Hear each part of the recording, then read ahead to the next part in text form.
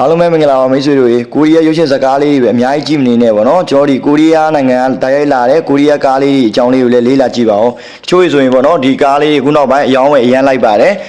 တကယ်ကားကောင်းလေးဆိုရင်စီးပြော်ပါတယ်ဒီဈေးနှုန်းလေးနဲ့လည်းဗောနော်အတင်းတင်းဈေးနှုန်းလေးလည်းသုံးပြော်ပါတယ်တချို့လုပ်ငန်းအတွက်လည်းခိုင်းမဲ့လူများအတွက်လည်းအများကြီးအဆင်ပြေတဲ့ကားလေးတွေပါဒီကားလေးကိုကျွန်တော်အသေးစိတ်ဗောနော် body line လေးတွေကစပြီးတော့တခြားလေးရိုက်ပြပေးထားပါတယ်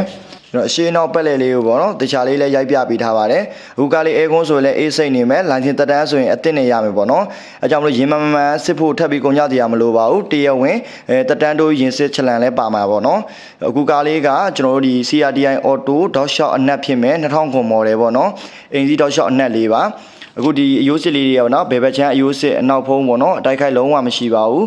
ဒါကတော့ညာဘက်ချမ်းအယိုးစစ်အနောက်ဖုံးအတိုက်ခိုက်လုံးဝမရှိပါဘူး